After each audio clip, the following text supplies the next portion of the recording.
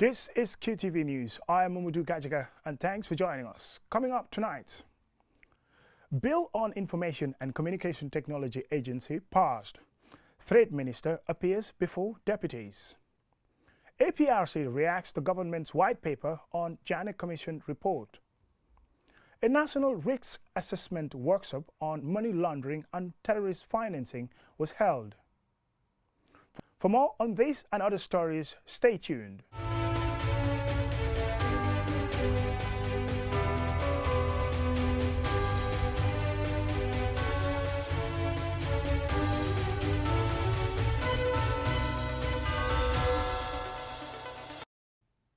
If you're just joining us, this is QTV News.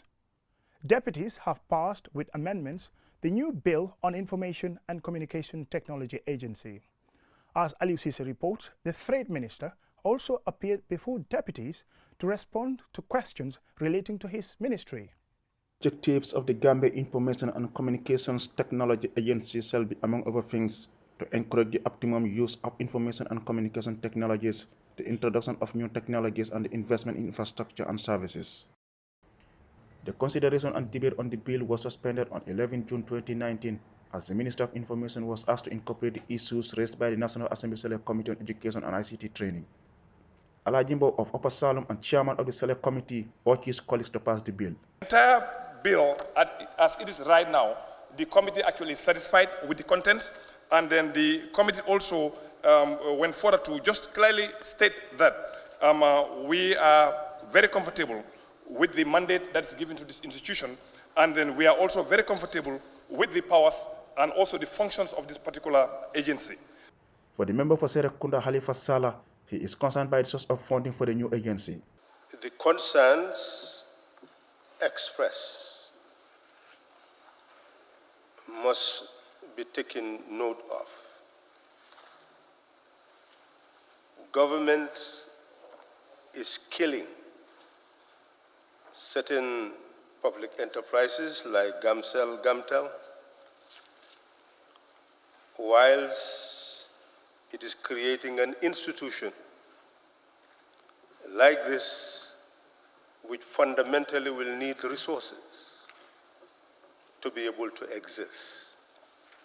And it will have to compete in the public space for tax revenue, for grants, in order to exist.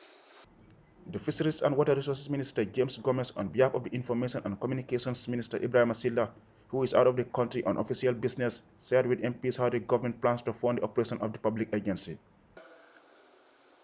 1A is creation of an e-governance fund, fee for capacity training conducted on information technology, fees levy on application and grants of authorization for access certain created e-governance functions by business, fees for service rendered, etc., etc. We have a long list up to K of the different ways we can begin to raise funds in addition to what government is going to provide.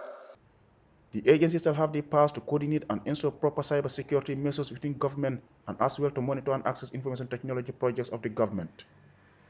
Having gone through the committee stage, the bill was passed with amendments. In a different session at the Parliament on first day, the Minister for Trade, Employment and Regional Integration, Lamin Job, appeared before deputies to respond to questions relating to his ministry. He informed deputies that his ministry through the Gambia Standards Bureau has adopted standards on electrical products and household appliances, which among other things include national electrical wiring, electrical appliance safety, switches for household and fixed electrical installations. These standards were all developed through a multi-stakeholder technical committee, through a process of prioritization and assessment of needs, safety issues, consumers' concerns, and private sector inputs. He informed deputies of his ministry's plans to institute a regulatory body on electrical appliances within the next 3 months. This will ensure that the Gambia Standards Bureau is responsible for assessing and assuring quality of listed products based on an established global scheme, whereby products in the scheme are checked and their quality verified before importation. Minister Job also shed light on the special investment certificate awarded to investors. The award of special investment certificate is done by the Honorable Minister for Trade, Industry, Regional Integration and Employment on the basis of the recommendation of GAIPA Board Subcommittee on Investment Incentives Award Committee, which comprises of the Ministry proper, Ministry of Trade, Ministry of Finance and Economic Affairs, the Gambia Revenue Authority, and GAIPA, Gambia Investment and Export Promotion Agency. The National Assembly stands adjourned until next Thursday when MPs are expected to commence the much talked about debate on the President's State of the Nation address. Reporting for QTV News, I am Aliu Sisi. The Alliance for Patriotic Reorientation and Construction, APRC, a political party founded by ex-President Yahya Jammeh, has reacted with anger to the Janek Commission's report and the government's white paper, describing it as a smear campaign against the former president and the APRC. The party's interim leader, Fabakary Tombong Jatta, made this statement at a press conference on Wednesday. Malik Nyang has more. At the press conference, the APRC condemned the Janek Commission's report and the government's white paper on the alleged financial dealings of the former President Yahya Jammeh and his close associates. The interim party leader, Fabakary Tombong Jatta, said the party has come to the conclusion that the Barrow government had already passed judgment against former President Yahya Jammeh, saying that the Janek Commission and the TRRC were created to support that. He said the reason for all this is to tarnish ex-President Jammeh and the APRC. This government had already concluded before even the commission or the TRRC and whatever that we are guilty. And therefore, as I said, they made the ground to ensure that it is remote controlled and managed so that they can lend flesh to the conclusions they have drawn even before the commissions. In opposing to the commission's report, the party leader mentioned one of the reasons for the APRC drawing this conclusion. Just at the commencement of the Commission of Inquiry, we as a party, APRC, we were unceremoniously sent out of our office. And to date, some of our equipments are in that office that we were not allowed to take. Our air conditioners, our CCTV cameras, our tanks, etc. are all parked there that we were not allowed to take. Our vehicles were seized. Our bank accounts frozen by a commission that has yet to decide on these things. Mr. Jatta added that the Janek Commission has focused mainly on the shortcomings of the past regime, leaving out some of the important achievements. He said the fate of Jammeh and APRC-owned properties are not mentioned in the report. The interim leader also said they are aware that Jammeh's vehicles, herds of cattle and other properties were sold just at the commencement of the commission. He challenged the government to come out with a comprehensive list of articles and properties sold, to whom they were sold, and for how much. Jatta also said the APRC is aware that top coalition government officials have acquired various properties within a short space of time in office. We are aware, and it is being said, that senior coalition government officials bought properties in Latrikunda, in Bakau, Brusubi, and outside the Gambia. Some have built properties in millions of dollars just within a period of 2 years. If President Jammeh cannot earn that for within 22 years, they should explain to us how they were able to earn those monies in 2 years or 1 year. Fabakary Tombong Jatta also mentioned the freezing of APRC accounts. The alleged $33 million is deposited in the First Lady's Foundation, the alleged killing of Haruna Jatta at Kanilai, the alleged attack on an APRC convoy in Busumbala, and the diplomatic passport scandal, amongst others, saying no thorough investigation has been made. He demands that the government revises what he described as biased and lopsided decisions on Jammeh, the APRC and innocent Gambians in the Janek Commission and the government's related white paper. Malik Nyang, for QTV News. The National Risk Assessment Workshop on Money Laundering and Financing of Terrorism was organized on Thursday by the Financial Intelligence Unit of the Gambia. Lamin Dabo reports. The objective of the National Risk Assessment is to enhance the global framework for preventing and combating money laundering and terrorist financing, which is becoming a global threat. The Director of the Financial Intelligence Unit and Coordinator of National Risk Assessment, Alaji Dabo, calls for a collective effort from stakeholders as the implementation of the action plan is next. Finishing the workshop today, we're going to prepare the report and submit it to the authorities. That is the Ministry of Finance and Economic Affairs. We're going to submit it there, and they are going to prepare a cabinet paper so that the authorities are aware of the report. Thereafter, we've put in implementing strategies. That there is a committee called National Coordinating Committee on Anti-Money and Combined Terrorist Financing in the Gambia. That committee is going to coordinate the implementation of this particular action plan. The Director of Policy and Research at the GIABA, Dr. Muazu Omar, explains the importance of national risk assessment. It also assists the country to choose the priorities, and then it helps the country to make sure that the limited resources are adequately allocated in order to deal with those risks. In addition, the document will help to mobilize the community to support efforts against money laundering and terrorism financing, and also can be used to get support from international development partners. Dr. Umaru further stated that some of the challenges most countries face in conducting national risk assessment is capacity building. In addition to the final product of the report, the process helped the country to develop the capacity of not less than 40 or even more people, because they were directly involved in the exercise. That will be the byproduct of the exercise, which they can now build upon by making sure that they use adequately those human resources that have now been developed through the exercise in the implementation of the action plan to deal with the risks that have been identified in the report. The Deputy Permanent Secretary with the Ministry of Interior, Asan Tangara, says money laundering and terrorism financing have both social and economic consequences, which can threaten the financial sector of the country. Can threaten the stability of the country's financial sector or undermine its political stability and development. Adequate and effective measures to ensure that perpetrators of financial crimes are sanctioned through mechanisms such as a comprehensive anti-money laundering and combating the financial terrorism policy.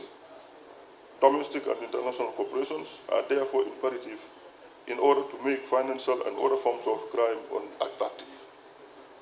In this regard, I therefore emphasize the commitment of the government of the Gambia in the fight against money laundering and terrorism financing. At the end of the validation, the National Risk Assessment Report will be handed over to the Ministry of Finance and Economic Affairs. For QTV News, Lamin Alaj Fandin Dabo. We will now take a short commercial break, and when we return, the news continues. Looking for internet for your free videos, pictures, chats, work, and school projects? Think free night browsing. QCell's free night browsing lets you browse the internet for free. Oh yeah. Get a data SIM, recharge a minimum of $500 and enjoy free browsing after 24 hours from midnight to 6 a.m. every night for 30 days. QCell, Sunubus. We innovate, others follow.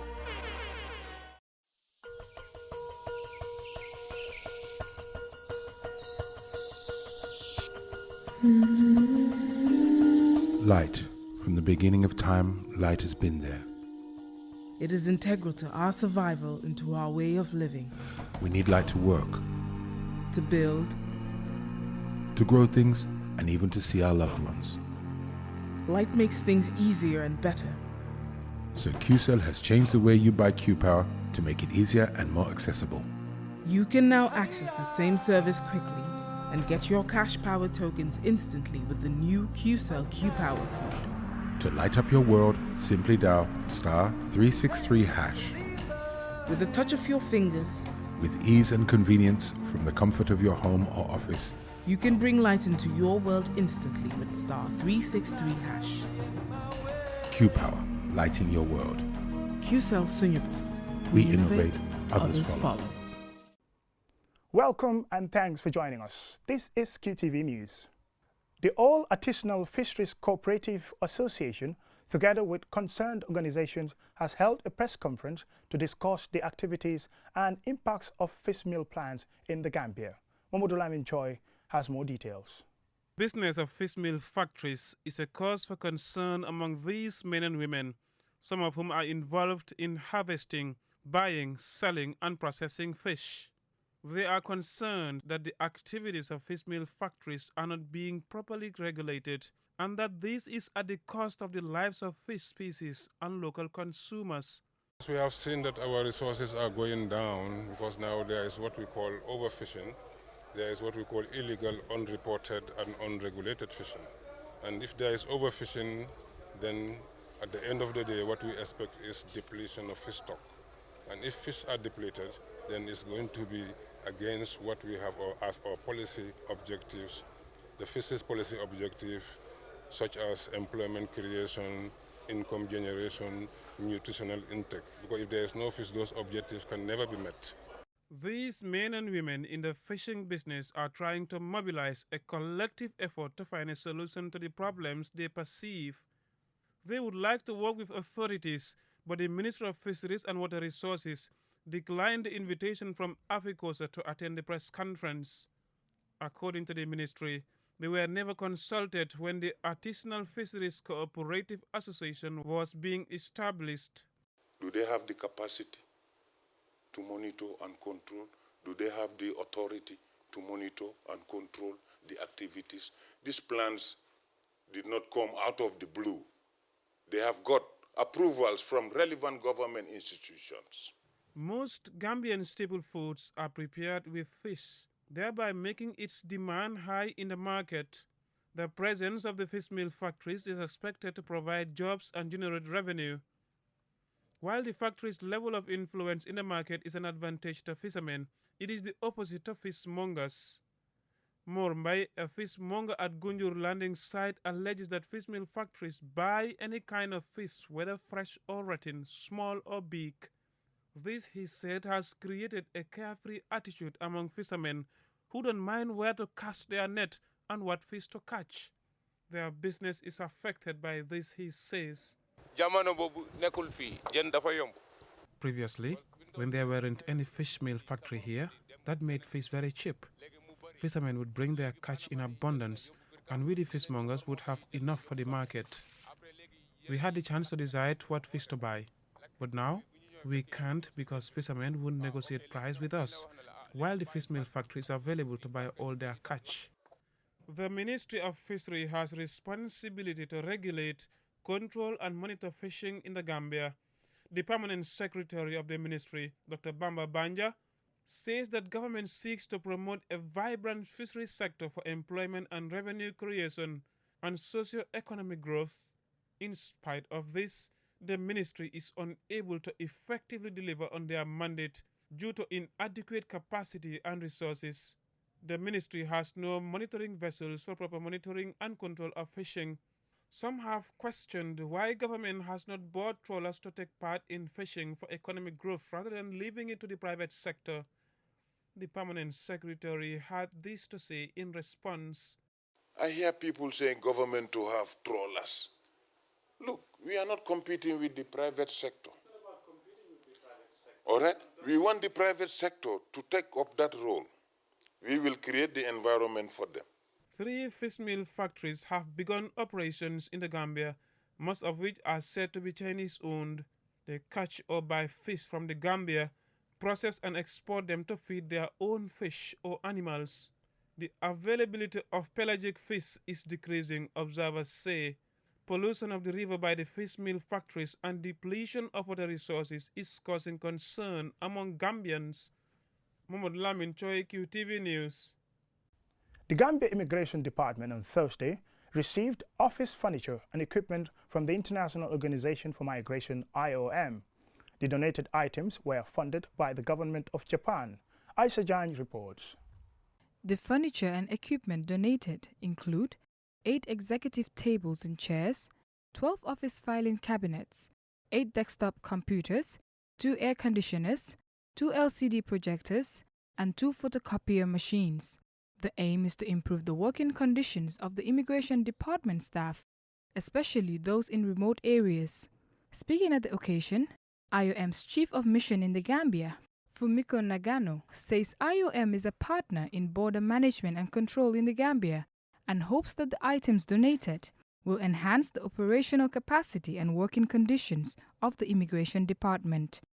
It is IOM's sincere hope that the equipment donated today will contribute to integrated border management at the borders.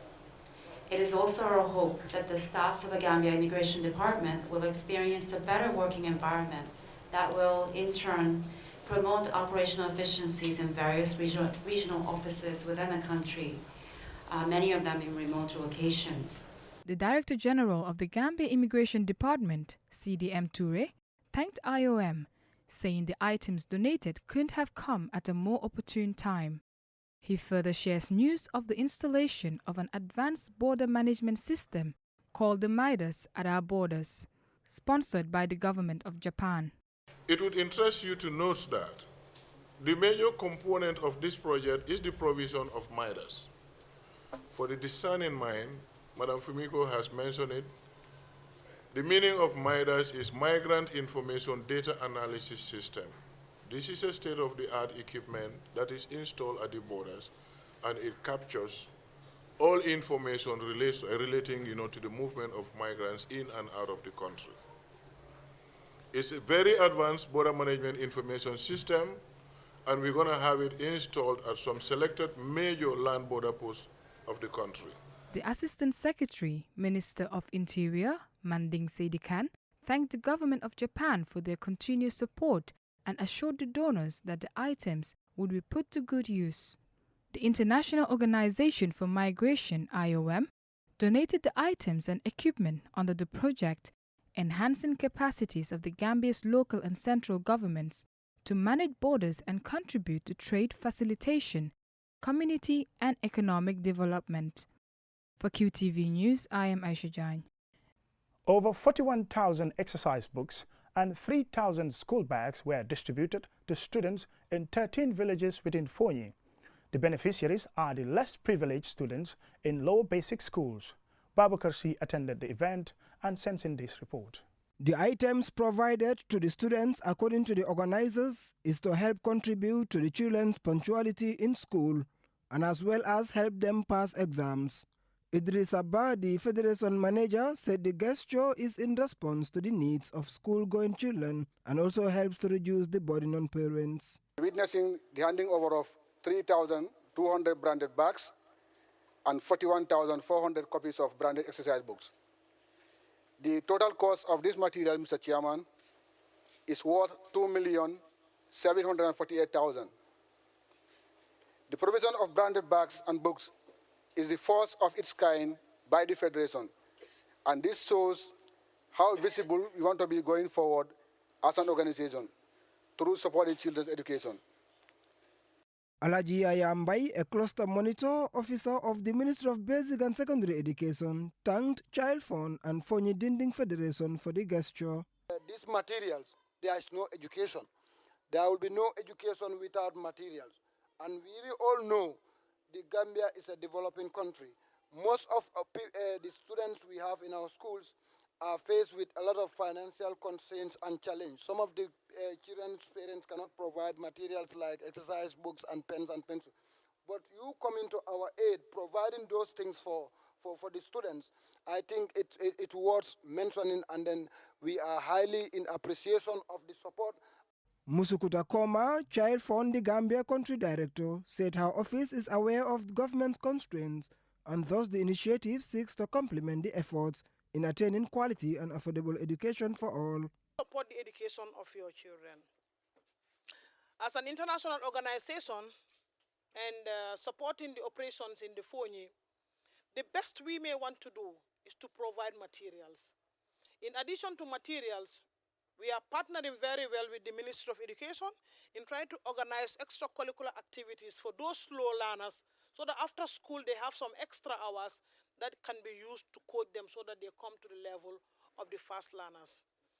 But we cannot be with these children at all times, especially when they are at home.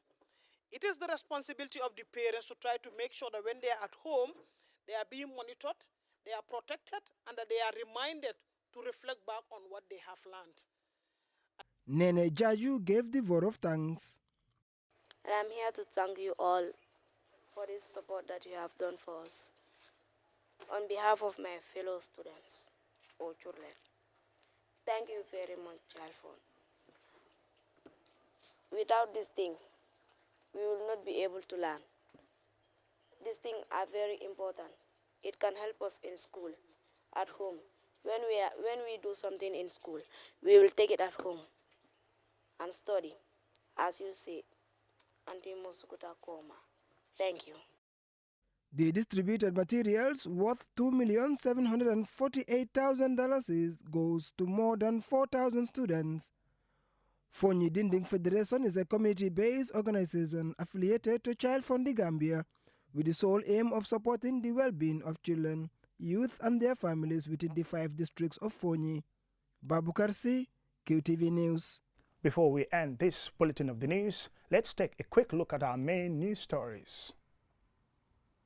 Deputies have passed with amendments the new Bill on Information Communication Technology Agency. The Trade Minister also appeared before deputies to respond to questions relating to his ministry. The Alliance for Patriotic Reorientation and Construction, APRC, a political party founded by ex-President Yahya Jammeh, has reacted with anger to the Janek Commission's report and the government's white paper, describing it as a smear campaign against the former president and the APRC. The party's interim leader, Fabakary Tombong Jatta, made this statement at a press conference on Wednesday. A national risk assessment workshop on money laundering and financing terrorism was organized on Thursday by the Financial Intelligence Unit of the Gambia. That's all we have for you in this edition of the news. Join us tomorrow for more news. Bye for now.